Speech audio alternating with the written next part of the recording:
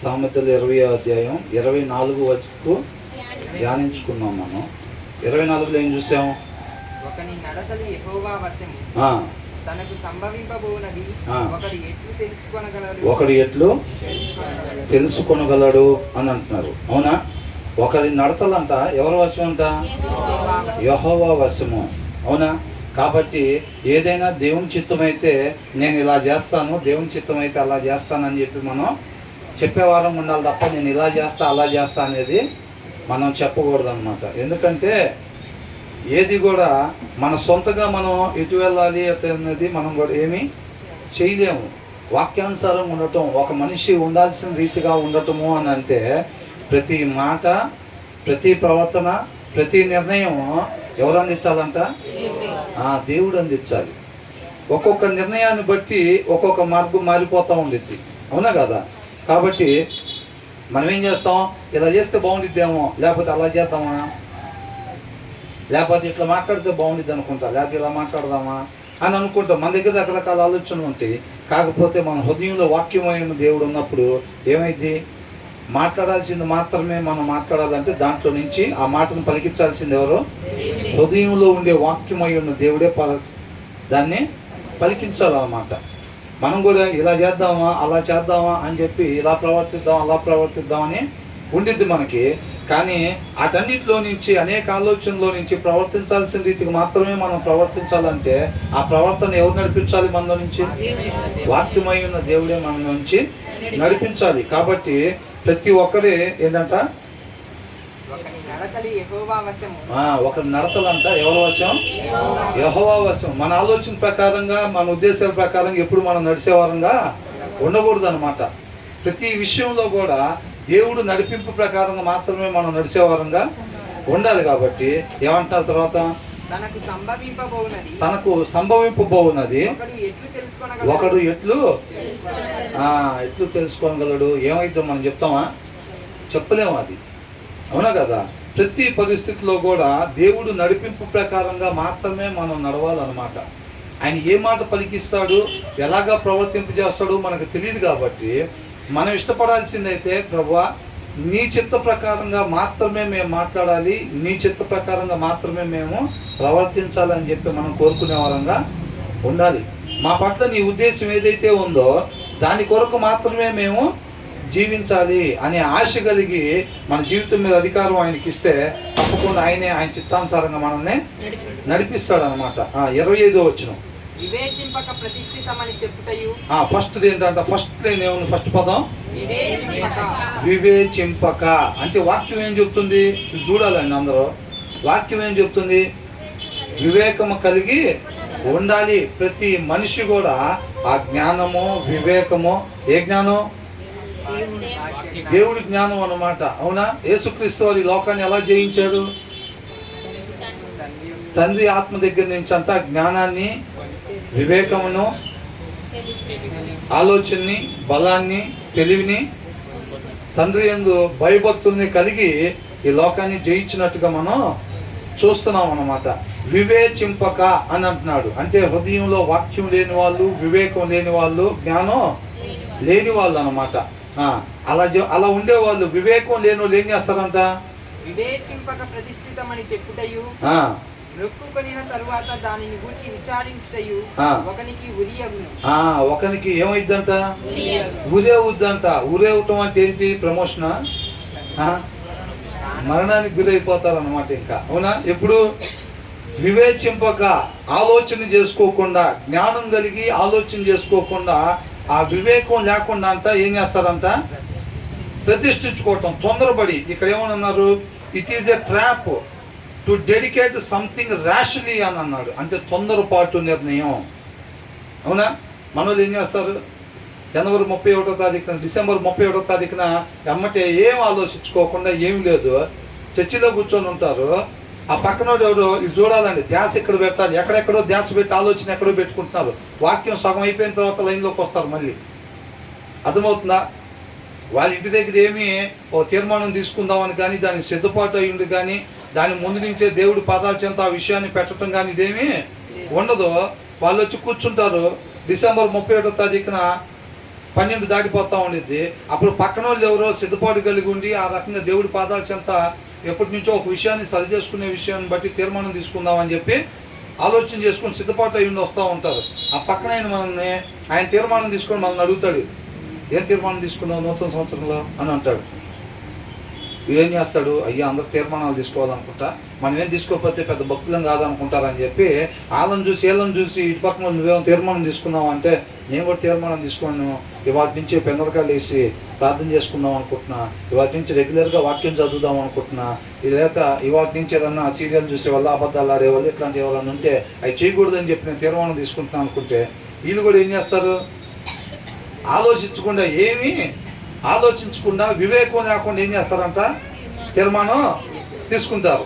తీర్మానం తీసుకొని అందరి ముందు నేను కూడా పలానా తీర్మానం తీసుకున్నా అని అంటారు. తీర్మానం తీసుకోలేదంటే ఈ పెద్ద భక్తుడే కాదు అనుకుంటా. అసలు కనీసం జనాల ఫస్ట్ కూడా తీర్మానం తీసుకోలేదంటే వీడు ఎక్కడ అడుగునుండి ఉంటాడు భక్తులు అనుకుంటారేమో అని చెప్పి ఏం చేస్తాడు, ఏ మాత్రం ఆలోచించకుండా జనాలకి చెప్పుకోవటం కోసం తీర్మానం తీసుకుంటాడు. తీసుకొని ఇంటికి వెళ్ళిన తర్వాత అది అసలు తీర్మానం అయితే తీసుకున్నాంలే కానీ అది మన వల్ల ఇద్దా, అసలు ఆ టైంకి మనం లెగుస్తాం ప్రార్థన చేసుకోవటానికి, లేకపోతే అసలు ప్రార్థన చేసుకోవాలంటే ఎట్లా, మన పరిస్థితులు ఇది కదా, మన పరిస్థితులు అది కదా, నా ఆరోగ్యం ఇది కదా, అవునా అని చెప్పి ఆలోచిస్తూ ఉంటారనమాట. వివేకం లేనివాడు ఏం చేస్తాడంటే ముందుగా ఏం చేస్తాడంట, ప్రతిష్ఠించుకుంటాడు. దిస్ ఈజ్ హోలీ, అర్థమవుతుందా, it is holy, it is a snare to say rashly అని అంటున్నాడు. తొందరపాటు నిర్ణయం, అదేం తప్పుడు నిర్ణయం, తప్పుడు కాదు, దేవుడికి ప్రతిష్ఠించుకుంటున్నాడు అంట. కానీ ఎలాగా, తొందరపాటు, అర్థమవుతుందా. సౌలు చేసింది కూడా అదే కదా, సమయాలు వచ్చిందా కాకమంటే ఏం చేశాడు, తొందరపడ్డాడు. తొందరపడే వాళ్ళు ఎవరంట, వివేచన లేని వాళ్ళు, వివేకం లేని వాళ్ళు. వివేకం లేకపోతే దేవుని చిత్తాన్ని నెరవేర్చలేమో, అర్థమైందా. దేవుడి జ్ఞానం, దేవుడి వివేకం మనకి కావాలి. అది లేకుండా దేవుని చిత్తాన్ని మనం నెరవేర్చలేమో.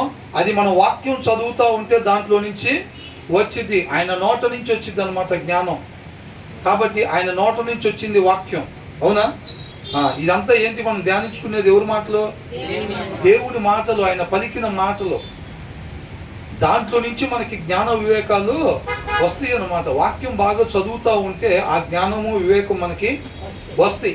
అంతేలేకని వాక్యం చదవలేదనుకోండి, వాళ్ళని చూసి ఏళ్ళని చూసి నిర్ణయాలు తీసుకుంటాం, ప్రతిష్ఠించుకుంటాము, తీర్మానాలు తీసుకుంటాము. తీర్మానాలు తీసుకున్న తర్వాత ఆలోచించే వాళ్ళు ఎవరంటే వివేకం లేని వాళ్ళు అని ఉంది. అది ఏమైందంటే వాళ్ళకి ఉరిగా మారిద్దంట. అంటే వాళ్ళకి మేలు కలిగించిద్దా, కీడు కలిగించిద్దా, కీడే కలిగించిద్ది అనమాట. అది అర్థమవుతుందా, కీడు కలిగించిద్ది అనమాట. ఆలోచన చేసుకోకుండా, వివేకం లేకుండా ఒక డెసిషన్ తీసుకోవటం. దేవుడి కోసమే కదా బ్రదర్, వాక్యానుసారం ఉండాలనే కదా పొద్దున్నే లేసి ప్రార్థన చేసుకున్నామని, రోజు వాక్యం చదువు. ఆలోచించామా, ఏమన్నా ఆలోచించామా, సిద్ధపాటు అయ్యామా, ఆయన పాదాల చెంత పెట్టామా, ఏముండదు. Immediate decision. ముందు ఆలోచన చేసుకోకుండా ముందు నిర్ణయం తీసుకొని తర్వాత దాని గురించి ఆలోచన చేస్తూ ఉంటారు చూసారా, అవన్నీ కూడా ఫెయిల్ అయిపోతాయి అన్నమాట. అర్థమవుతుందా. కాబట్టి ముందు ఏదైనా ఒక నిర్ణయం తీసుకునేటప్పుడు చక్కగా దాని గురించి ఆ దేవుని యొక్క జ్ఞానంతో ఆలోచించుకోవాలి, వివేకంతో అది చెయ్యాలా లేదా, ఒకవేళ చెయ్యాలంటే ఏ రీతిగా చెయ్యాలి దాన్ని అని చెప్పి మొత్తం చూసుకొని చక్కగా దాన్ని బట్టి వచ్చి తీర్మానం తీసుకునే వారంగా ఉండాలి. వాళ్ళు వివేకవంతులు అనమాట. అంతేలే కానీ ముందు టక్కని మాట ఇచ్చేసేసి ఆ మాట కోసం అవసరమైతే తప్పుడు దారులు అయినా సరే పట్టేవాళ్ళు చాలామంది ఉన్నారు. మంచి చెడులు తెలుసుకోకుండా ఏంటంట, మంచి చెడులు తెలుసుకోకుండా ఏం చేస్తారు, ముందు మాట ఇచ్చేస్తారు అన్నమాట. కొంతమంది చూడండి, అందుకని ఏదైనా మనం ఒకటి అడిగినప్పుడు అది ప్రేయర్లో పెట్టుకొని చెప్తాం బ్రదర్ అని అంటారు.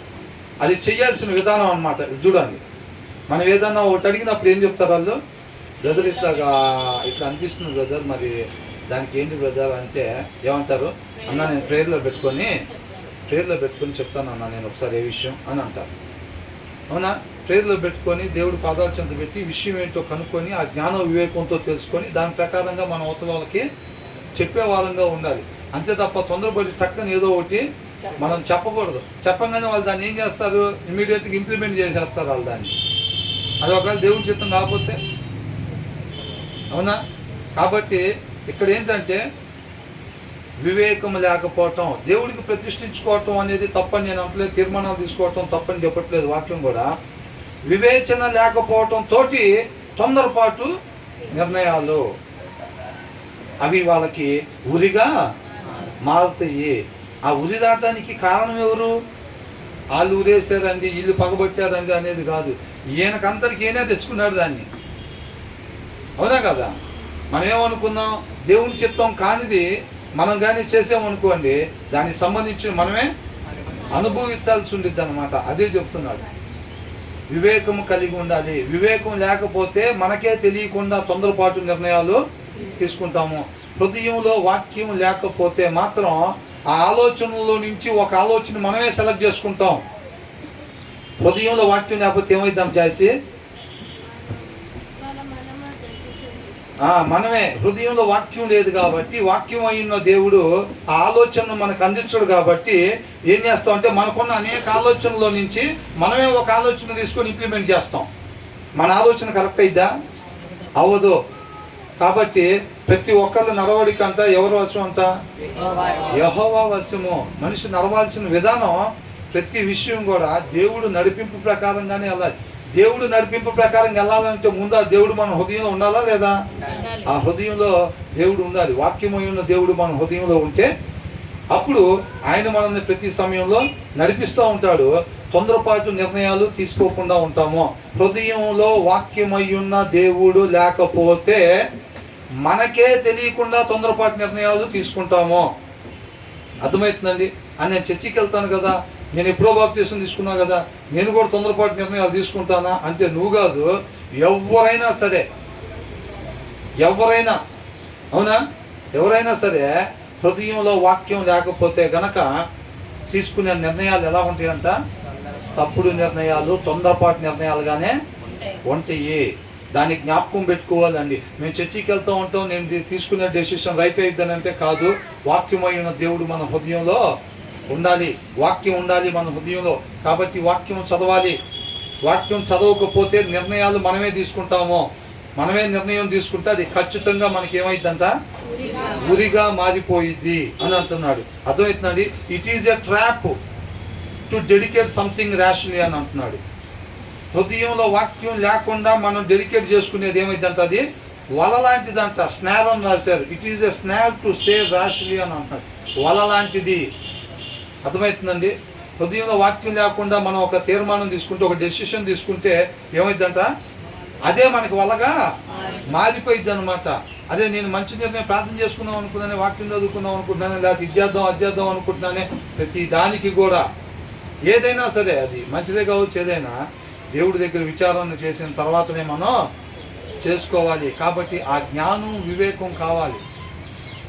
ఆయన నడిపింపు అనుభవం మనకి ఎప్పుడు కూడా ఉండాలి. It is a trap to dedicate something rashly and only later to consider అంట. తర్వాత ఎప్పుడు తీర్మానం తీసేసుకొని అయిపోయిన తర్వాత ఏం చేస్తారంట?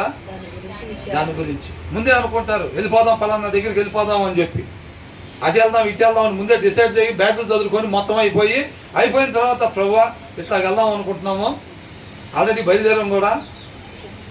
అవునా? ఆల్రెడీ బయలుదేరాం, తాళం కూడా వేసాం, బయట నుంచొని ప్రార్థన చేసుకుంటున్నాం. ఏమని? ప్రయాణ మార్గాల్లో ఏం చేయాలంట? తోడుగా ఉండాలి ప్రభువా, ఏ ప్రాబ్లం రాకూడదు, కారు చుట్టూ నీ కంచె ఉండాలి. అక్కడ మేము అన్నీ చక్కగా చూసేటట్టుగా, ఆనందించేటట్టుగా, కిలకిలా నవ్వుకునేటట్టుగా, కడుపు నిండా తినేటట్టుగా నువ్వు అసలు ముందు అక్కడికి మనం వెళ్ళాలో లేదో అడిగామా? ఏం లేదు, మనకు అనిపించింది, డెసిషన్ తీసుకున్నాం, డిసైడ్ అయిపోయాం, మొత్తం అయిపోయింది. అయిపోయిన తర్వాత ప్రభా దారిలో తోడుకుంది ఆయన, దారిలో తోడుకుండి, వెళ్ళేటప్పుడు తోడుకుండి, వచ్చేటప్పుడు తోడుకుండి, అక్కడ ఏ ఇబ్బంది లేకుండా కంఫర్ట్గా తోడుకుంది ప్రభా, ఇది మొత్తం కూడా అనుకుంటాం. ఎప్పుడు? డెసిషన్ అయిపోయిన తర్వాత. వాళ్ళు ఎవరంటే వివేకం లేని వాళ్ళు అని అంటున్నాడు. అర్థమవుతుందండి? ఏమంటున్నాడు? And only later to consider once అవసరం ఉంది. తీర్మానం తీసుకున్న తర్వాత కాదు దాని గురించి ఆలోచించాల్సింది. ఎప్పుడు ఆలోచించాలంట? తీర్మానం తీసుకునే ముందే దాని గురించి మనం దేవుడి జ్ఞానంతో ఆలోచించుకొని ఆ యొక్క వివేకంతో మనం ఆ తీర్మానాన్ని తీసుకునే వారంగా ఉండాలి. అలా తీసుకునే వాళ్ళకి ఘనత కలిగిద్ది, లేకపోతే అది ఏమైందంట ఆ తీర్మానం వాళ్ళకి ఉరిగా మారిపోయిద్ది అని అంటున్నాడు అనమాట. అవునా? ఇక్కడ మనం ఒక విషయం చూస్తే యాకోబు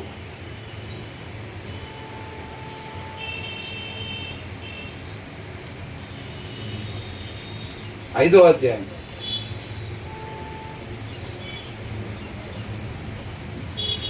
అప్పుడు ఇది ఎప్పుడుది? ఇది ప్రొవర్బ్స్ అంటే సామెతలో ఓల్డ్ టెస్టిమెంట్. అవునా? అప్పట్లో ఏం చేసేవాళ్ళు? ఒట్లు వేసేవాళ్ళు. అవునా కదా? నేను ఇలా చేస్తాను అలా చేస్తానని చెప్పి దేవుడి మీద ప్రమాణం, ఆకాశం మీద ప్రమాణం, భూమి మీద ప్రమాణం. అవునా? నేను కంపల్సరీగా ఇది చేస్తాను, నా మీద ఒట్టు, నీ మీద ఒట్టు, దాని మీద ఒట్టు, దీని మీద ఒట్టు అని మనం ఒట్లేస్తూ ఉండేవాళ్ళు అనమాట అప్పట్లో. ఇప్పుడు ఇటు వినండి జాగ్రత్తగా, నువ్వు అక్కడ పడి నువ్వు జాగ్రత్తగా విను. యాకోబు 5:12 ఏమనుందో చూడండి. ఎవరిని పిలుస్తున్నారు? ఆ జనాల్లో వాళ్ళని పిలిచారా? మనల్ని కూడా పిలుస్తున్నారా? మనల్ని కూడా పిలుస్తున్నారు. ఏమంటున్నారు?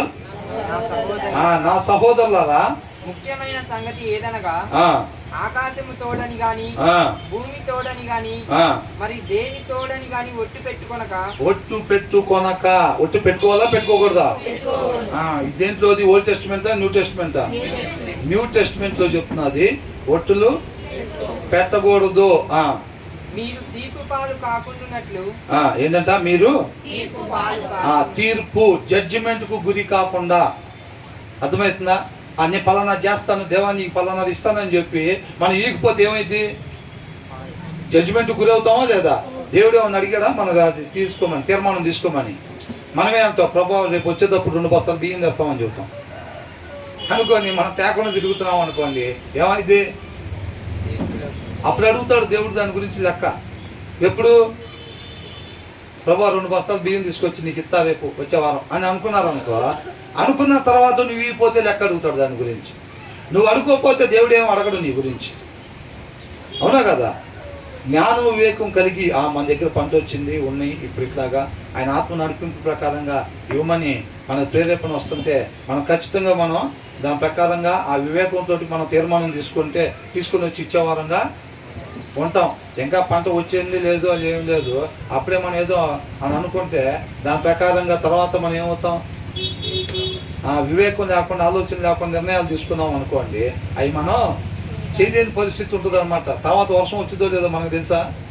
పెద్ద వర్షం వచ్చి మొత్తం పోయింది అనుకోండి, పంట మొత్తం పోతే ఏమైంది? ఎక్కడి నుంచి తెస్తాం? వీళ్ళ దగ్గర డబ్బులు కూడా లేకపోతే పుట్టి చేతులు ఊపుకుంటూ వచ్చేస్తారు వీళ్ళు. అవునా? దేవుడు అడుగుతాడా లేదా? మరి ప్రభా నీకే తెలుసు కదా ఇట్లాగ అయిందనంటే, నీకు తెలీదా? నీ చేతిలో ఉందా? అప్పుడు నీ చేతిలో లేదు కదా, మరి ఎందుకని అట్లాగా చెప్పావు అని అడుగుతాడు దేవుడు. అవునా కదా? కాబట్టి తర్వాత ఏమంటున్నారు? అవునంటే అవును, కాదంటే కాదు అని ఉండవలేను. ఇప్పుడు ఎలా ఉండాలంట? నేటి దినాలు ఎలా ఉండాలంట? దర్శనం ఎలా ఉండాలంట? అంతే తప్ప ఒట్లు ఉండకూడదు. మన జీవిత విధానం వాక్యాన్ని అనుసరించటమే. ఒకసారి అవునని కాదనే ప్లేస్లో అవునని చెప్పటం, అవునని కాదని ఇట్లా మనం మాటలు మార్చడానికి వీళ్ళు లేదు. ఒకనే చెప్పాలే, నేను అట్లా చెప్పాలి, ఎట్లా చెప్పాలి, అవన్నీ మనం చేయకూడదు అనమాట. ఉంచుకొని లేదని చెప్పటం, లేని దాన్ని ఉందని చెప్పటం. అవునా కదా? గొప్పలు చెప్పుకునే వాళ్ళు ఏం చేస్తూ ఉంటారు? జీవపడమ్మ పోయేవాళ్ళు లేనిది కూడా భయంకరంగా వీళ్ళు చెప్తున్నారని చెప్పి వీళ్ళు కూడా నా దగ్గర 25 పట్టు చీరలు ఉన్నాయని చెప్తారు. అవునా? ఉండేది 3 ఉంటాయి. ఎన్ని చెప్తారు? 25 చెప్తారు. అట్లాంటి మాటలు మనం చెప్పకూడదు. ఏదైనా మనం ఒట్లు ఇప్పుడు వేసే వాళ్ళంగా ఉండకూడదు అనమాట. మనం అవునంటే అవును, వాడు అవునన్నాడంటే ఖచ్చితంగా అది అవును అంతే. వాడు ఇప్పుడు ఒకసారి అప్పుడు ఒకసారి అట్లాగా ఏమీ చెప్పడు. అరే తీసేవా అంటే తీలేదు అని అంటే ఇక అంతే. అలా ఉండాలి.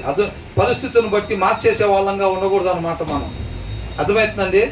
పరిస్థితులను బట్టి మనం మాటలు మార్చే వాళ్ళంగా ఉండకూడదు. లోకంలో ఎలాగుంటుంది? అమ్మో ఇప్పుడు కానీ మనకి అవునన్నామంటే మాత్రం మనం తంతారు గ్యారెంటీగా అనుకుంటే అది ఏమంటారు? కాదంటారు అంతే.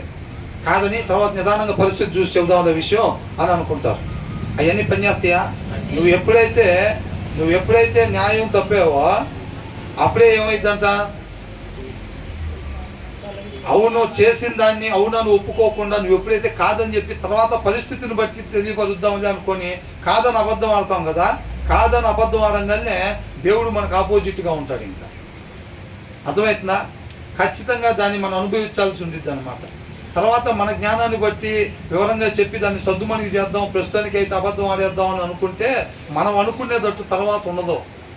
మనం ఎప్పుడైతే అవునన్నాల్సిన ప్లేస్లో కాదనగానే పరిస్థితి మారిపోయింది. తర్వాత మనం అనుకుంటాం ఈ పరిస్థితి ఇలా ఉంది కదా, మనం ఇప్పుడు అవునని చెప్పేసి తర్వాత నిదానంగా వివరంగా చెబుదాంలే అని అనుకుంటాం. నువ్వు చెప్పిన తర్వాత పరిస్థితి నువ్వు అనుకున్నట్టు ఉండదు, తర్వాత మారిపోయింది, ప్రతికూలంగా మారిపోయింది అనమాట. ఇక నువ్వు చెప్పినా అక్కడ ఎవరు వినే పరిస్థితిలో ఉండరు. మనం అనుకుంటాం అబద్ధం ఆడితే సర్దుమణిగిపోయిద్దామో అని అనుకుంటాం. అర్థమవుతుందండి? ఎందుకని సర్దుమణగదు? మరి సర్దుమణగకుండా దేవుడే చూసుకుంటాడు అక్కడ. అవునా? అది సర్దుమణిగిపోయింది అనుకోని మనం ఏం చేస్తాం? ఇంకో ప్లేస్లో కూడా మళ్ళీ అంతే అబద్ధం ఆడుకుంటూ ముందుకి వెళ్ళిపోతూ ఉంటాం అన్నమాట. ఆయన మనల్ని ప్రేమించేవాడు కదా. మరి మనం అలాగ అబద్ధాలు ఆడుకుంటూ వెళ్ళిపోతే రేపు ఎక్కడికి వెళ్తాం? నిత్య నరకాగ్నికి వెళ్ళిపోతాం. కాబట్టి అలాగ వెళ్ళటం ఇష్టం లేక ఆయన ఏం చేస్తాడంటే మనం సరి చేసుకునేటట్టుగా చేస్తాడనమాట. అర్థమవుతుందా? అందుకనే ఇక్కడ ఏమంటున్నాడు ఇప్పుడు, నా సహోదరులారా, ముఖ్యమైన సంగతి ఏదనగా ఆకాశము తోడని గాని భూమి తోడని గాని మరి దేని తోడని గాని ఒట్టు పెట్టుకొనక మీరు తీర్పు పాలు కాకుండానట్లు అవునంటే అవును కాదంటే కాదు అని ఉండవలెను. అవునంటే అవును కాదంటే కాదు అని ఉండాలన్నమాట. అర్థమైందండి?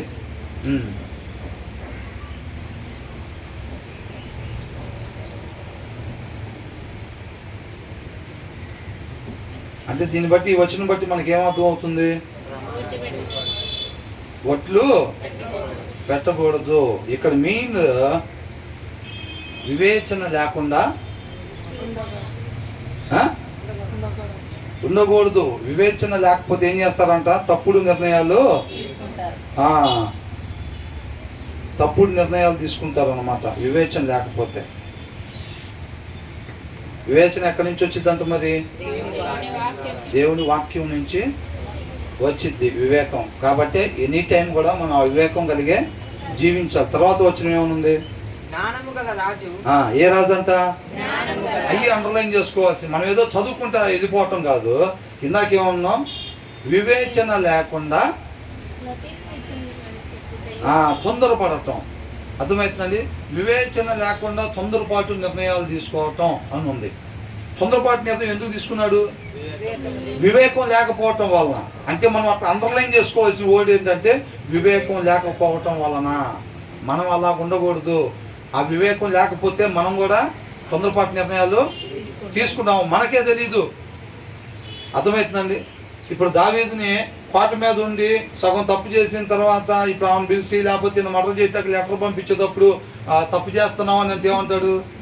నేను కరెక్టే చేస్తున్నాను అంటాడు. ఆయనకు కూడా తెలీదు తప్పు చేస్తున్నట్టుగా. అర్థమవుతుందండి? కాబట్టి మన హృదయంలో వాక్యం లేకపోతే, మనకు వివేకం లేకపోతే మనం తప్పుడు నిర్ణయం తీసుకుంటున్న సంగతి మనకు కూడా తెలీదు. మనం అనుకుంటాం అది కరెక్ట్ డెసిషనే అని అనుకుంటాం. వాక్యం చదవకుండా, హృదయంలో వాక్యమైన దేవుడు లేకుండా మన జీవితాన్ని గడుపుదామని అనుకుంటే తప్పుడు నిర్ణయాలు తీసుకుంటాం. మనం తప్పుడు నిర్ణయాలు తీసుకొని మనల్ని అడిగితే ఏమంటాం?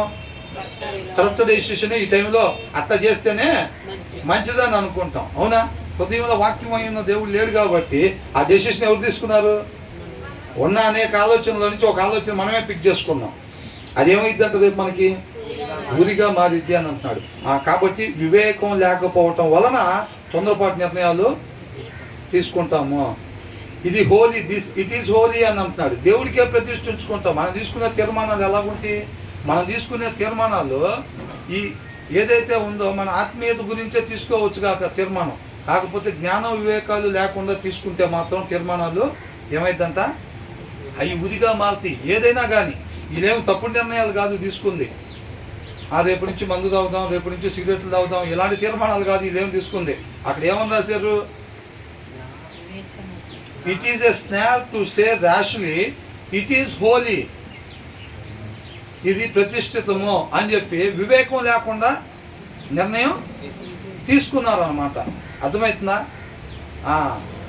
ఆత్మీయ ఉండటం కోసమే తీర్మానాలు తీసుకుంటారు, కాకపోతే అది జ్ఞానం వివేకం కలిగి దాని ప్రకారం మనం తీర్మానం తీసుకునే వారంగా ఉండాలి తప్ప మనం ఏం ఆలోచించకుండా తక్కని తీర్మానం తీసుకోకూడదు అన్నమాట. అంతేనా కదా? అది అని అంటున్నారు. మనకు మంచిదిగానే అనిపించింది, ఏమని ప్రార్థన చేసుకుందాం అనుకున్నాం, దాంట్లో తప్పే ఉంది అనుకుంటారు. ఇప్పుడు సౌలుని అడిగితే ఏం చేసావు, ఎంత పని చేసావు సౌలును అంటే ఏం చెప్తాడు?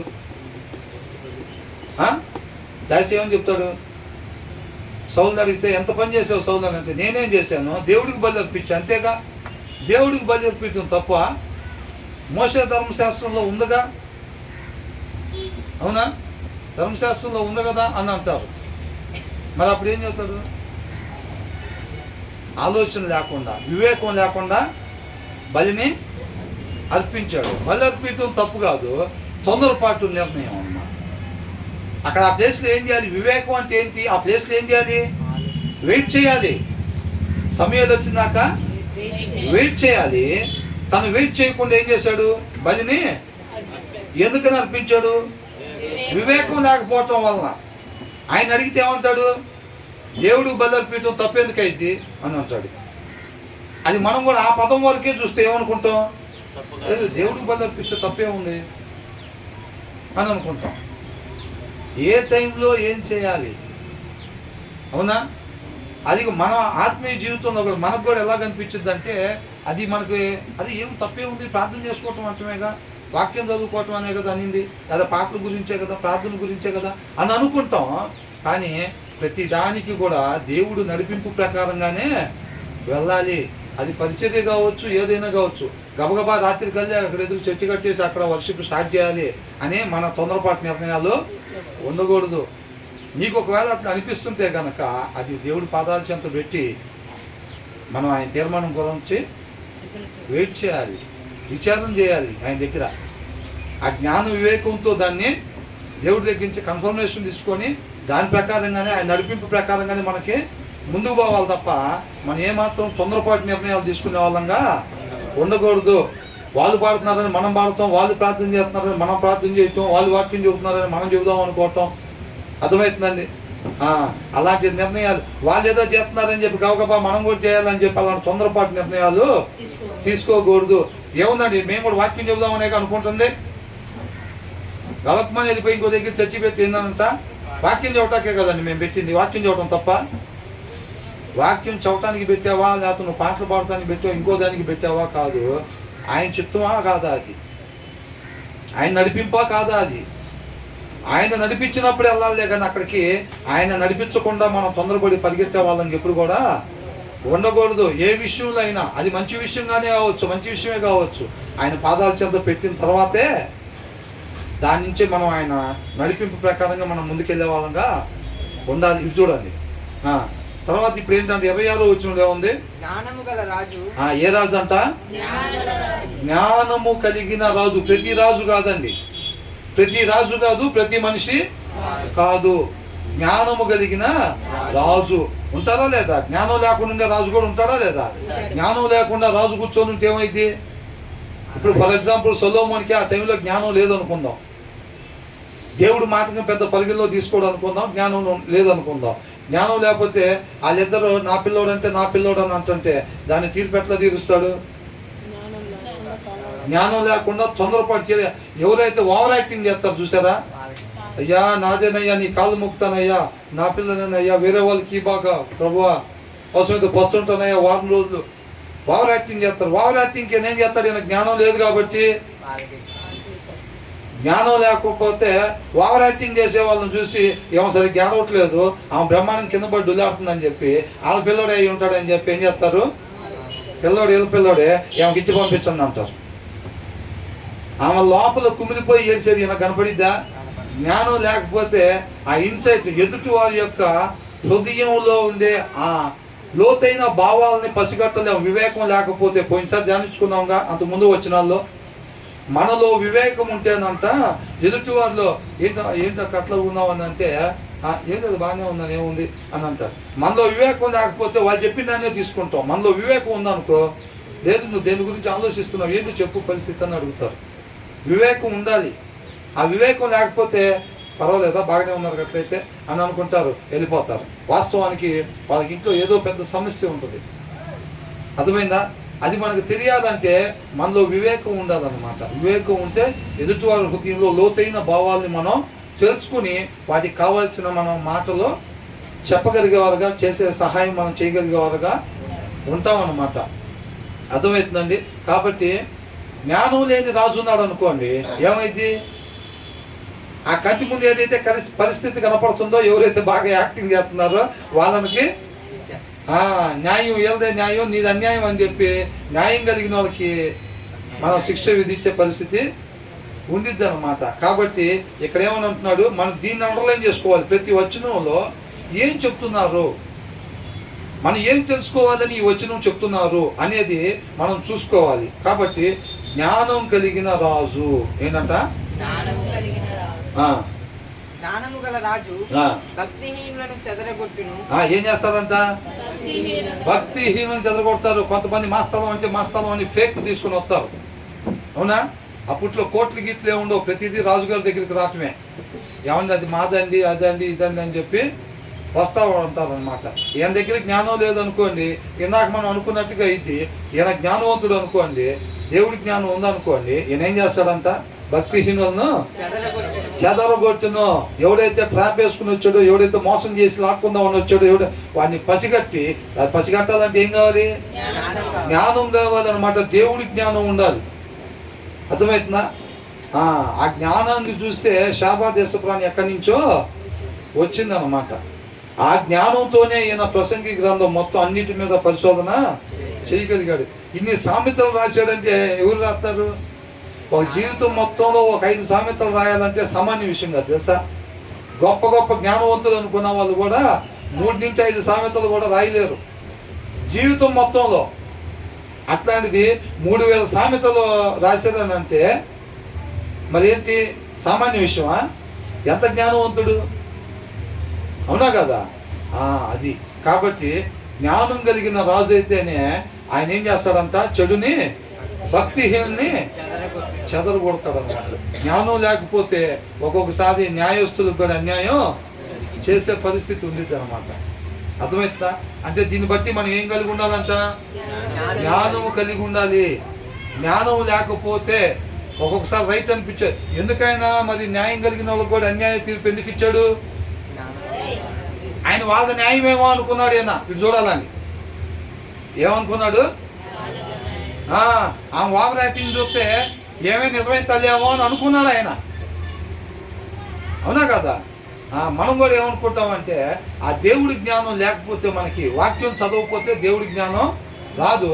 ఆ దేవుడి జ్ఞానం మనలో లేకపోతే ఏమైందని అంటే మనం తీసుకునే నిర్ణయాలు అది ఇది కరెక్ట్ అనుకుంటా అనుకొని మనం చేస్తాం. అది మన కరెక్ట్ అనే అనిపించుద్ది, కానీ అది చివరికి ఎట్లా మారిద్దంట? గురిగా మారిపోయింది అనమాట. తప్పుడు నిర్ణయం అయింది. దానికి సంబంధించిన మనం పరివర్తనం మనమే అనుభవించాలన్నమాట. రాంగ్ డెసిషన్ తీసుకున్నప్పుడు దానికి సంబంధించి ఎవరు ఫేస్ చేయాలి? ఆ ప్రాబ్లమ్స్ మనమే ఫేస్ చేయాలి. కాబట్టి హృదయంలో వాక్యం అయిన దేవుడు ఉన్నాడు అనుకోండి, మనం రాంగ్ డెసిషన్స్ తీసుకోవాలన్నమాట. అర్థమవుతుందండి? అదే అంటున్నాడు, జ్ఞానం కలిగిన రాజు అంతా ఏం చేస్తాడు? భక్తిహీనులను చెదరగొడతాడు. అంటే ఉండకూడదు భక్తిహీనులు, వేస్టేజ్. మనలో కూడా జ్ఞానం కలిగి ఉన్నప్పుడు ఏం చేస్తామంటే ఉండకూడని, వాక్యానికి విరుద్ధంగా ఉండే లక్షణాలు ఏవైతే ఉంటాయో వాటిని మనం తీసేసుకుంటూ ఉంటాం అన్నమాట. అర్థమవుతుందా? ఎప్పుడు జ్ఞానం కలిగి ఉన్నప్పుడు మనం ఏదైతే వాక్యం అయినో దేవుడు ఫలానాది ఉండకూడదని చెప్తున్నాడో దాన్ని మనం ఏం చేస్తాం? తీసేసుకుంటూ ఉంటాం. మనం వాక్యం చదవట్లేదు అనుకోండి, వాక్యం చదవకుండా ఊరకనే చర్చికి వస్తున్నాం అనుకోండి, ఏం చేస్తాం? జ్ఞానం లేదు కాబట్టి ఏం చేస్తాం? జ్ఞానం లేదు కాబట్టి అది చెడైనా మనలో ఉందైనా సరే దాన్ని తీసేసుకోవడానికి మనం ఇష్టపడం. మనకి కరెక్టే అనిపించింది. ఎప్పుడన్నా ఒకసారి అబద్ధం అంటే ఏమైందిలే. చాలా మంది అయితే పొద్దుగూకులు ఆడతారు. మనమైతే ఎప్పుడన్నా ఒకసారి, వారానికి 2 సీరియల్లే, అది పెద్ద తప్పేమీ కాదు. 2 సినిమాలు చూస్తే వారానికి 2 సినిమాలు, అది కూడా పెద్ద తప్పేనా? ఆమె అయితే 20 చూసిద్ది. 2 దేవుడు చూసి చూడనట్టుంటాడు అని అనుకుంటారు. చూసి చూడనట్టుంటాడా? కాబట్టి జ్ఞానం కలిగిన రాజు అంతా భక్తిహీనుల్ని చెదరగొడతాడు. కాబట్టి మనం ఏం చేయాలి? జ్ఞానం కలిగి ఉండాలా, జ్ఞానం కలిగి ఉండకూడదా? ఇందాక వచ్చిన ఏమనుంది? వివేచన లేకపోవటం వల్ల తొందరపాటు నిర్ణయాలు తీసుకుంటారు. వాళ్ళు తొందరపాటు నిర్ణయం, తప్పుడు నిర్ణయం తీసుకుందాం అని తీసుకోరు. వాళ్ళకి అది కరెక్ట్ అనిపించింది వివేకం లేకపోవటం వల్ల. అవునా? వివేకం లేకపోవటం వల్ల ఏమైంది? కరెక్ట్ అనిపించింది. ఇప్పుడు సౌలు కూడా ఏం చేశాడు? బలి అర్పించడం ఆయనకి కరెక్ట్ అనిపించింది. సమయం రాలేదు, పరిస్థితి చూస్తే మనం చేయి దాడిపోయేటట్టుంది, ఈ టైంలో బలి అర్పించడం కరెక్ట్ అని ఆయనకు అనిపించింది. అర్థమవుతుందా?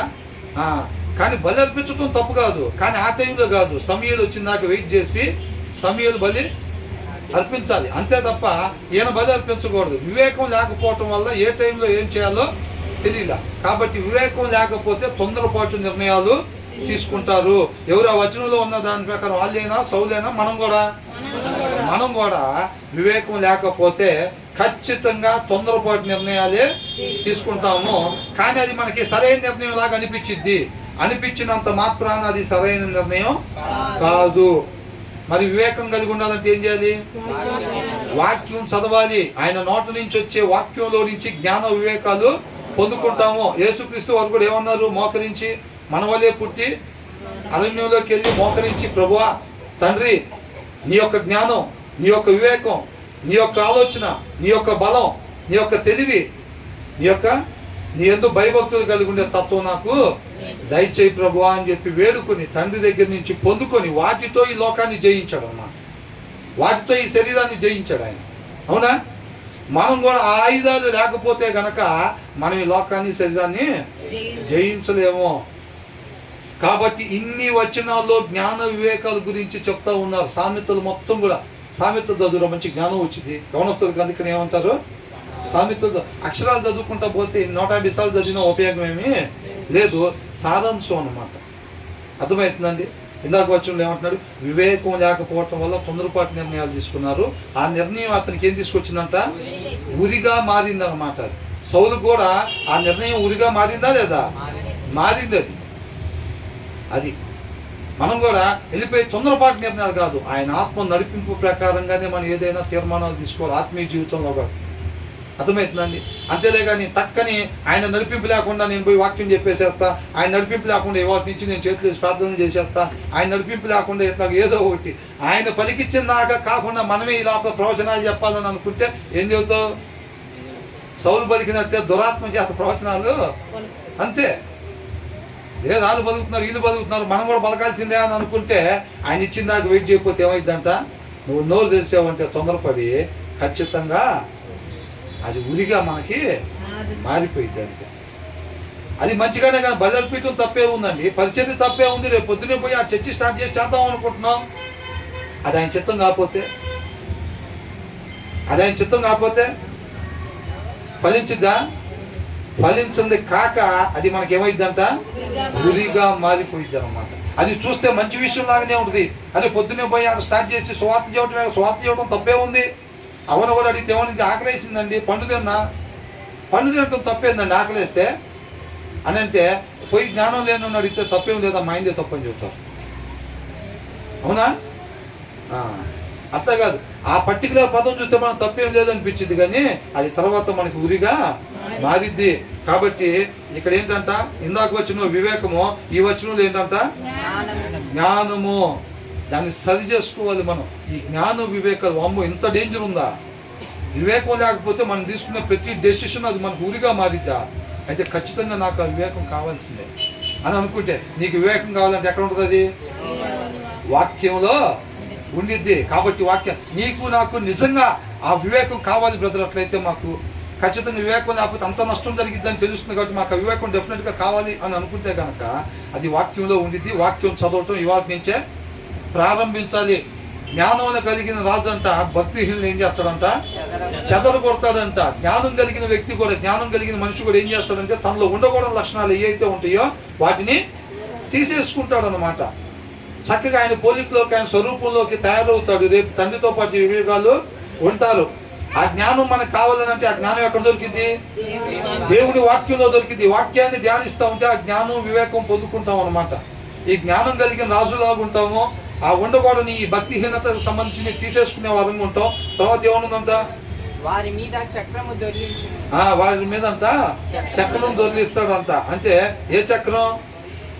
థ్రెషింగ్ వీల్ అని ఉంది. A wise king winnows out the wicked అని అంటున్నాడు. విన్నోస్ అవుట్ అంటే మనం చెప్పుకున్నాం కదా, ఏమని? తీసివేయటం. అవునా? చేతతో ఇప్పుడు మనం వేస్టేజ్ ఎట్లా తీసేస్తాం? ఇప్పుడు చెనక్కాయ గుళ్ళు ఉన్నాయండి, ఆ పొట్టు తీసేయాలంటే ఏం చేస్తాం? నలిపేసి వాటిని గాలిలోకి ఎగరేయడం ద్వారా ఆ గాలి ఫోర్స్, గాలి ఏం చేస్తూ ఉంటుంది? ఇటు అటు తిరుగుతూ ఉంటుంది. కాబట్టి మనం వాటి ఎగరేసినప్పుడు ఏమైంది? ఆ గాలి వలన ఆ పొట్టు ఉండకూడదు మొత్తం కూడా ఏమైందంట వేరైపోయి ఉండాల్సినవి మాత్రమే దాంట్లో ఉంటాయి అన్నమాట. దాన్ని విన్నోస్ అంటారు. Winnows out the wicked, he drives the threshing wheel over them అంటున్నారు. ఇది చూసారండి, థ్రెషింగ్ వీల్ అని అంటే అప్పట్లో వ్యవసాయం చేసేవాళ్ళు కదా, వాళ్ళకి అర్థమయ్యే భాషలో చెప్తున్నారు అన్నమాట. ఇది అర్థమవుతుందండి. థ్రెషింగ్ వీల్ అంటే వామ్మో మన మీద ఇది వేస్తారేమో అది వేస్తారేమో అనేది కాదు, లిటరల్గా కాదు, ఆ సారాంశాన్ని తీసుకోవాలి. ఇది వాళ్ళకి చెప్పబడింది, వాళ్ళకి మాత్రమే కాదు మనకి కూడా. కానీ డైరెక్ట్గా వాళ్ళకి చెప్పబడింది. అవునా?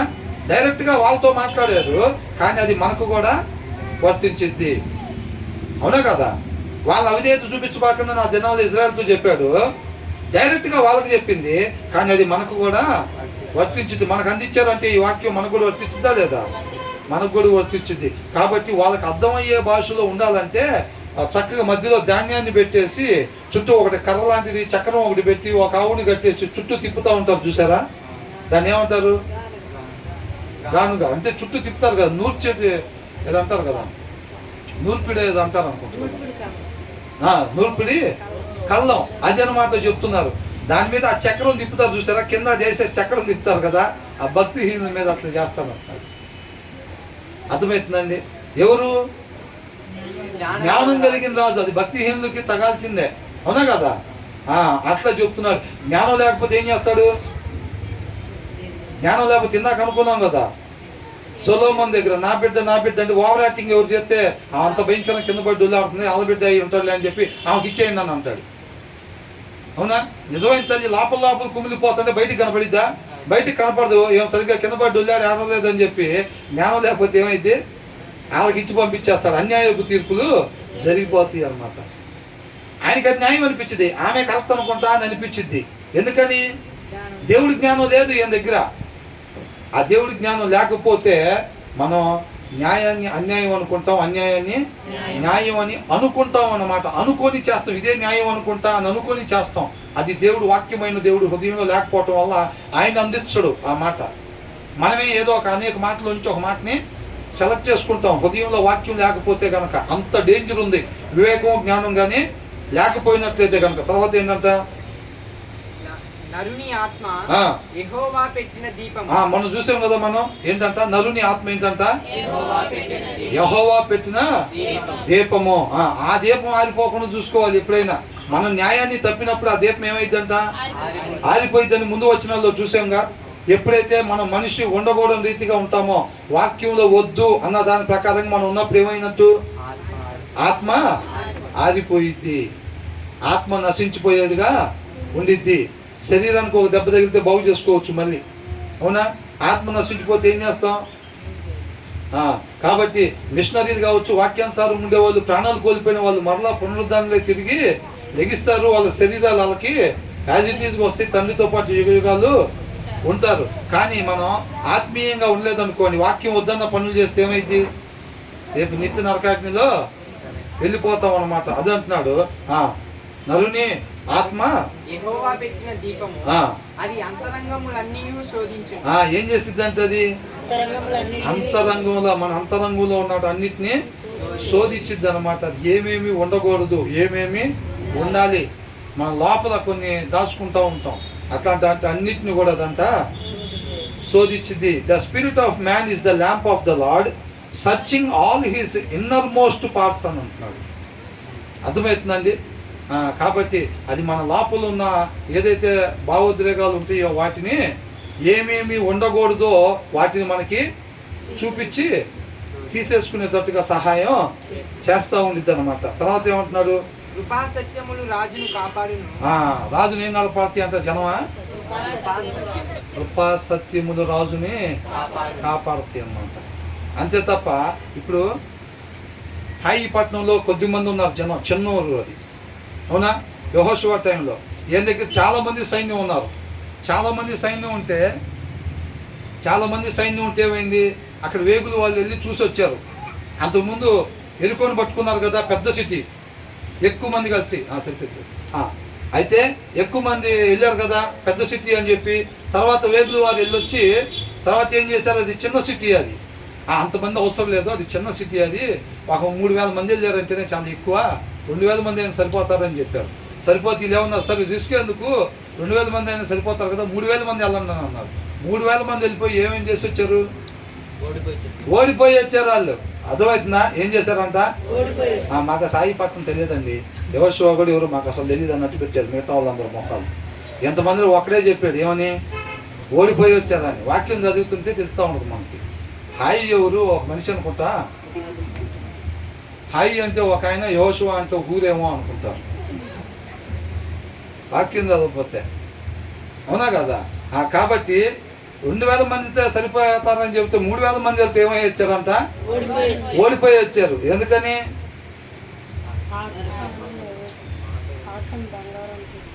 ఆకాను బంగారం తీసుకొచ్చాడు, కరెక్టే.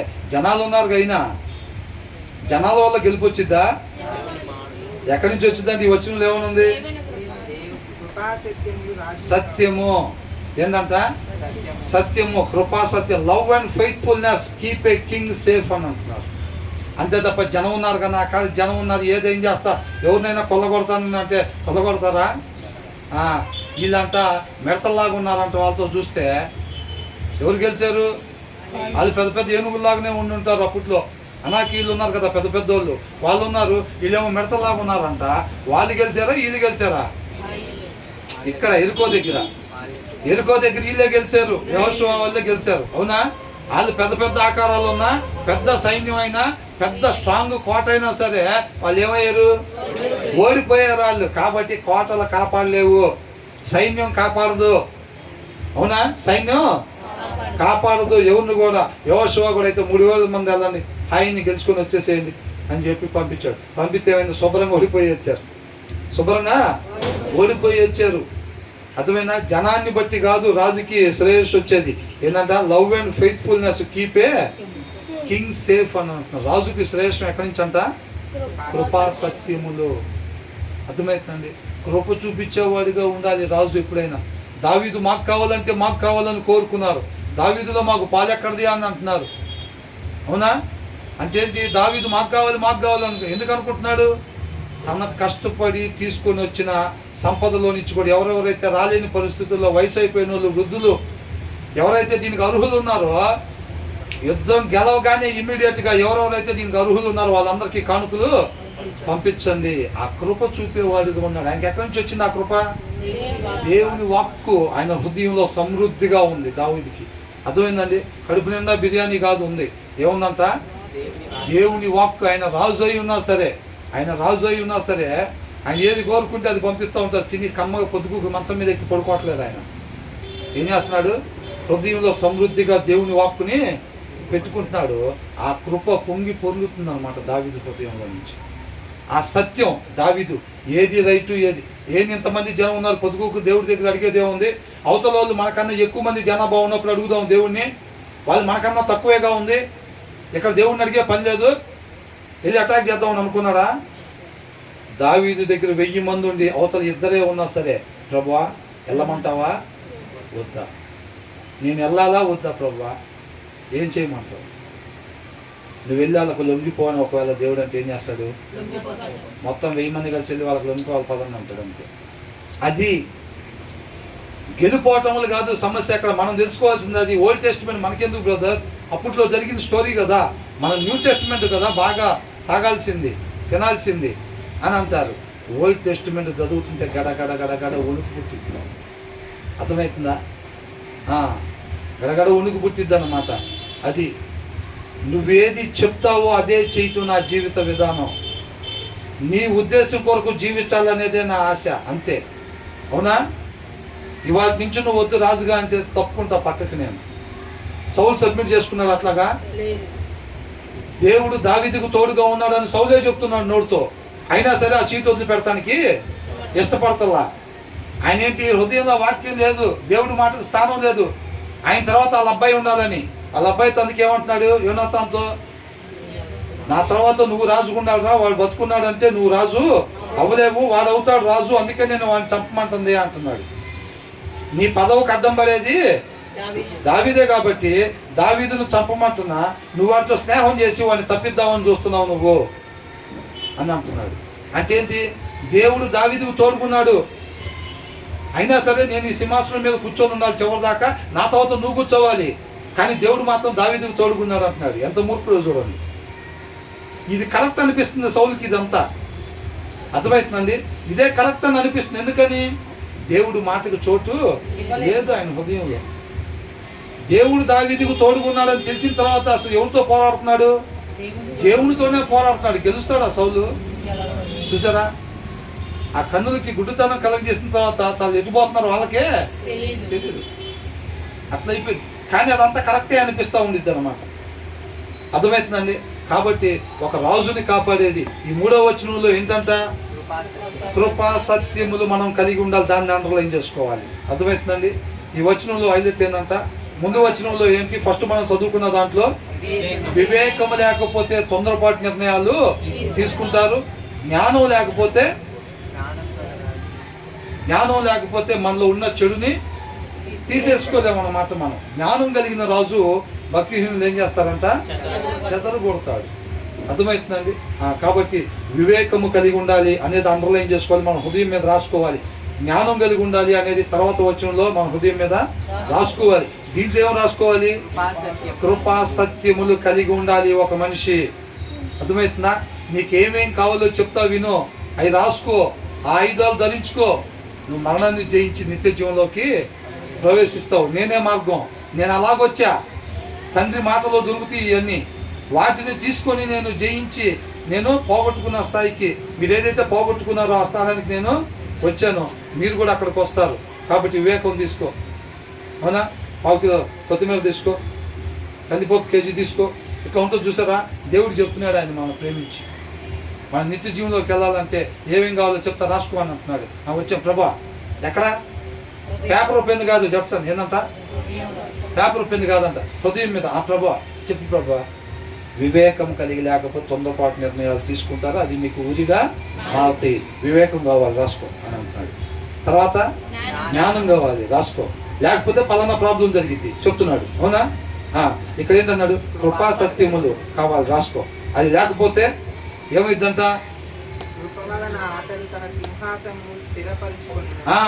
రాజుకు సింహాసనం లేకపోతే ఏమున్నట్టు, ఇంకా ఏం లేనట్టేగా. కాబట్టి ఆయన సింహాసనం స్థిరపడేది ఎట్లాగంట, కృపా సత్యముల వలన ఆయన సింహాసనం స్థిరంగా ఉండిద్ది.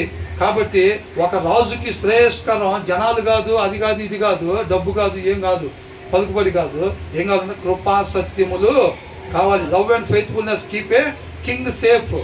అతను సురక్షితముగా ఉంచేది కృపా సత్యములు.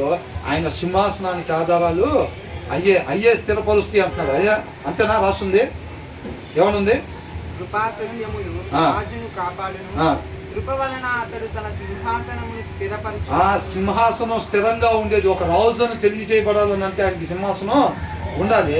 అది స్థిరపరచబడాలంటే ఏం కావాలంట, కృప కావాలి, కృపా సత్యములు. అది రాసుకోవాలి మన హృదయం మీద. అర్థమవుతుందండి. Steadfast love and faithfulness preserve the king and by steadfast love his throne is upheld అని అంటున్నారు. అర్థమవుతుందండి. వాటి వలన ఆయన సింహాసనం స్థాపించబడి స్థిరంగా ఉండిద్ది అని అంటున్నాడు. అర్థమవుతుందండి. మనం కూడా కృపా సత్యములు కలిగి ఉండాలి అని అంటున్నాడు. కేవలం విని విడిచిపెడితే ఉపయోగం ఏమీ లేదు. ఇవన్నీ కావాలి అని సత్యం ఎక్కడి నుంచి వచ్చింది, వాక్య సారాంశం సత్యము, వివేకం వాక్యంలో నుంచే వచ్చింది, జ్ఞానము వాక్యంలో నుంచే వచ్చింది, కృప అంటే ఎవరి ఎడలో విస్తరింపబడిద్దంట, ఆయన యందు భయభక్తులు కలిగి ఉంటే. ఆయన యందు భయభక్తులు కలిగి ఉంటాం అంటే చెడుతనాన్ని విసర్జించటమే. అవునా, ఆయన ఏది చేయమంటున్నాడు, ఏది చేయొద్దు అంటున్నాడు, అదే. అవునా కదా, అది ఎలా తెలిసింది మనకి, వాక్యం చదువుతూ ఉంటే తెలిసిద్ది. కాబట్టి ప్రతి ఒక్కటి కూడా వాక్యం చదవటం వలన ఇవన్నీ కూడా మన లోపలికి వస్తాయి అన్నమాట. అర్థమవుతుందా, ఎంతమంది నమ్ముతున్నారు ఆ విషయం? వాక్యం ఎందుకు చదవాలని వీటి కోసం చదవాలి. వాక్యం చదువుతుంటే మనకి తెలియకుండా ఆ వివేకం మనం కలిగి ఉంటాం. మనం తీసుకునే నిర్ణయాలు సరైన నిర్ణయాలు ఉంటాయి. మనకు తెలియకుండా ఆ జ్ఞానాన్ని మనం పొందుకుంటాం. ఏ జ్ఞానం? లోక జ్ఞానం కాదు, దేవుడి జ్ఞానాన్ని మనం పొందుకుంటూ ఉంటాం. ఆ సత్యం, వాక్య సారాంశం సత్యం అన్నమాట. దేని సారాంశం? వాక్య సారాంశం సత్యం. ఆ సత్యం మనం స్వతంత్రం చేసింది కాబట్టి వాక్యం చదువుతుంటే ఆ సారాంశం మనకి అర్థమవుతూ ఉంటుంది. ఈ వచనంలో ప్రతి ఒక్కటి, ఈ వచనాలు అన్నింటిలో ఉండే ప్రతిదీ కూడా మన వాక్యం చదువుతుంటే వస్తాయి అన్నమాట. అర్థమవుతుందండి? డ్రై ఫ్రూట్ జ్యూస్ అంటారు, అంటే ఏంటి? అన్ని డ్రై ఫ్రూట్స్ దాంట్లో వేస్తారు. మిల్లెట్ దోశ అంటారు, ఆ దోశలు ఏమిటి? అన్ని మిల్లెట్స్ దాంట్లో వేస్తారు. కాబట్టి మనం మనిషి ఉండాల్సిన రీతిగా మాత్రమే ఉండాలి అని అంటే ఏమేమి ఫ్రూట్స్, డ్రై ఫ్రూట్స్ లాంటివి కావాలో, ఏమేమి మిల్లెట్స్ కావాలో అవన్నీ కూడా వాక్యంలోనే చక్కగా ఉందన్నమాట. అందుకనే అంటాడు, నన్ను భుజించేవాడు ఎప్పటికీ కూడా ఆకలిగా ఉండదు. అర్థమవుతుందా? అది అంటున్నాడు. 29 ఏంటంట? అయిపోయిందండి, 2 వచనాల్లో ముగిద్దామని చెప్పి. అర్థమవుతుంది కదా? యవనస్తుల బలం వారికి అలంకారం. వారికి అలంకారం అంటే లోక సంబంధంగా యవనస్తులకి బలం ఉంటుంది కదా, యూత్. అదే యూత్ అంటే ఎట్లా ఉండాలి? బలంగా, వాళ్ళ బలమే వాళ్ళకి అలంకారంగా ఉండిద్ది అనమాట. అర్థమవుతుందండి? మనకే బలం అంటే ఇక్కడ మజిల్స్ పెంచుకొని జిమ్కి వెళ్ళని చెప్తున్నారా? ఆత్మీయ బలం ఉండాలన్నమాట. అర్థమవుతుందండి? ఆత్మీయ కాబట్టి ఆత్మీయంగా బలంగా మనం ఉండాలి అని అంటాడు. The glory of young men is the strength. తర్వాత తలనెరుపు వృద్ధులకు సౌందర్యము. తలనెరుపు గురించి మనం పోయినసారి ధ్యానించుకున్నాం. అంటే ఏంటంట? తెల్లంటికి వస్తే అదృష్టవంతులు రా, కలిసి వచ్చిందిరా. వృద్ధులకు సౌందర్యం రా, అలంకారం రా, అట్లాగేం కాదు. అంటే ఎక్కువ కాలం ఉండటం అని. అర్థమవుతుందా? తలనెరుపు అని అంటే ఏంటి? సీనియర్స్, ఆ జ్ఞానం కలిగి అనుభవం కలిగి ఉండేవాళ్ళు. ఎప్పటి వరకు? కొంతమంది బాప్తీసం తీసుకొని 2 నెలలు చక్కగా ఉండి పాటలు పాడటం వాళ్ళే, చేపలు వేయటం వాళ్ళే, ప్రార్థన చేయటం వాళ్ళే. బాప్తీసం తీసుకున్న స్టార్టింగ్ అట్లా ఉండేది. తర్వాత చేపలు ఆడే ఉంటే లేడే ఉంటారు. చేపల దగ్గరికి మాత్రం రారు, ప్రార్థనకు మాత్రం రారు. ఇట్లాగైపోయింది అనమాట. అట్లా కొంతకాలం ఉండిపోయే భక్తి కాదు. ఏంటంట? ఎప్పటి వరకు ఉండాలి? Long run. వృద్ధులు అంటే ఏంటి? ఎక్కువ కాలం, ఎక్కువ సంవత్సరాలు ఉండేవాళ్ళు అని అర్థం అన్నమాట. కాబట్టి ఈ ఆత్మీయ బలం అనేది మనకి ఎప్పటి వరకు ఉండాలంట? అంతం వరకు కూడా మనకి ఆత్మీయ బలం, రక్షణ ఎప్పటి వరకు కాపాడుకోవాలంట? అంతం వరకు. ఎవరైతే రక్షణ కాపాడుకుంటారో వారికి నిత్య జీవము అని అంటున్నారు. అవునా కదా? కాబట్టి ఈ ఆత్మీయ బలాన్ని మనం ఎప్పటి వరకు కాపాడుకోవాలంట? అంతం వరకు మనం దీన్ని కానీ కాపాడుకున్నట్టయితే అది మనకి ఘనతను తీసుకొచ్చేదిగా ఉండిద్ది అని అంటున్నారు. The glory of young men. తెలుగులో చదవండి ఒకసారి. యవనస్తుల బలము వారికి అలంకారంగా ఉండిద్ది. తలనెరుపు వృద్ధులకు సౌందర్యం. వృద్ధులకు సౌందర్యము. మనం కాబట్టి ఆ జ్ఞానం కలిగి మనం ఆత్మీయ బలాన్ని కలిగి అంట ఏమవ్వాలి? లాంగ్ రన్, అంతం వరకు కూడా మనం ఉండాలి. మరి ఆత్మకు బలం ఏంటి? ఆత్మకు బలం ఏంటంట? వాక్యము. వివేకం ఎక్కడి నుంచి వచ్చిందంట? వాక్యం నుంచి. జ్ఞానం ఎక్కడి నుంచి వచ్చిందంట? కృపా సత్యంలో ఎక్కడి నుంచి వస్తాయి? వాక్యంలో నుంచి వస్తే. ఇక్కడ ఆత్మీయ బలం ఎక్కడి నుంచి వచ్చిందంట? వాక్యం నుంచే ఆత్మకి బలం వచ్చింది అని అంటున్నాడు. తర్వాత చివరి వచనం. గాయములు చేయు దెబ్బలు అంతరంగములలో చొచ్చి చెడుతనమును తొలగించును. ఏమవుతుంది అంట? గాయములు చేయు దెబ్బలు. ఒక తప్పు చేయగానే, ఉండకూడని విధానంగా ఉండగానే వాళ్ళ వాళ్ళ డాడీ ఏం చేస్తాడు? వెల్ట్ తీసుకుంటాడు. వెల్ట్ తీసుకున్న తర్వాత అక్కడి నుంచి ఒక 3 సెకండ్లో అక్కడ ఒక అచ్చు కనపడింది, శరీరం మీద వాత తేలిపోయి ఉంటుంది. అవునా? అంటే అక్కడ ఏమైంది? గాయం అయింది. అవునా? గాయం కలిగించే దెబ్బలంట ఏం చేస్తాయంట? అంతరంగంలో చొచ్చి అంతరంగంలో చెడు ఉంది. వాడు మాట్లాడకూడని మాట మాట్లాడాడు, ప్రవర్తించకూడని రీతిగాడు ప్రవర్తించాడు, చూడకూడని రీతిగాడు చూశాడు. అంటే అంతరంగంలో మెలికుంది, అక్కడ అంతరంగంలో మలుపు ఉంది. అంతరంగంలో తినకుండాల్సిన ప్రదేశంలో ఏమైందంట? వంకర ఉంది. వంకర ఉన్నప్పుడు ఆ లోపల వంకర సరివ్వాలంటే ఏం చేయాలి? బయట ఒక దెబ్బ వేయాలి. అవునా? ఇక బాగా నొప్పిగా ఉందండి అంటే ఈ ట్యాబ్లెట్ నోట్లు వేసుకోమంటాడు. ఇది పోయి ఏం చేసిద్ది, అక్కడ ఉన్న నొప్పి తగ్గించి. అవునా కదా? కాబట్టి అందుకనే అంటారు పనిష్మెంట్ ఇచ్చేది. అర్థమవుతుందండి?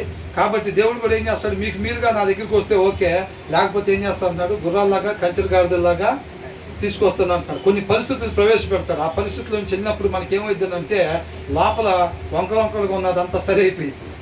ఆ పరిస్థితుల్లో నుంచి వెళ్ళినప్పుడు సరి అయిపోయింది అనమాట. అర్థమవుతుందండి? నేను పాపం చేశానని చెప్పి దావీదు అనంగానే సరే పో క్షమించపో అని చెప్పి మళ్ళీ వదిలిపెడితే మళ్ళీ కోట ఎక్కేవాడే.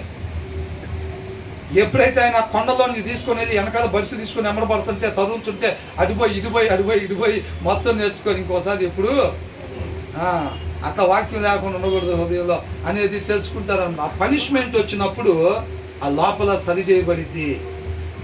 అర్థమవుతుందండి? దానికోసం శిక్షిస్తారనమాట. అంతే. అర్థమవుతుంది కదా? అదేం చేసిద్దంట, and beatings purge the inmost being అని అంటున్నాడు. అర్థమవుతుందండి? Strokes make clean the inner most parts అని అంటున్నాడు. కాబట్టి జ్ఞానం కలిగి నడుచుకోవాలన్నమాట. చక్కగా ఈ వచనం చదివితే మెసేజ్ ప్రిపేర్ అవుతా ఉందన్నమాట. మెసేజ్ ప్రిపేర్ అవుతా ఉంది. అది కూడా ఈ వచనానికి సంబంధించింది, చివరి వచనంగా వచ్చింది అది. అర్థమవుతుందండి? కాబట్టి మనం ఏం చేయాలంట, ఇక్కడ ఉండే ప్రతి ఒక్కటి కూడా. కాబట్టి దేవుడు గద్దింపుడు ఏం చేయకూడదంట, మనం తిరస్కరించకూడదు. మనం అర్థమవుతుందండి? వాక్యం ఎలా ఉంటుంది, గద్దిస్తా హెచ్చరిస్తా ఉండిద్ది అనమాట వాక్యం. నువ్వు బ్రహ్మాండంగా ఉన్నావు, నువ్వు భలేవాడి, నువ్వు నెంబర్ 1, నువ్వు కింగ్, నీకేం తక్కువ. మోసం చేసేవాళ్ళు అంటారు ఆ మాటలు. ప్రేమించేవాళ్ళు, నిజంగా ప్రేమించేవాళ్ళు అట్లాగా అందరూ. అర్థమవుతుందండి?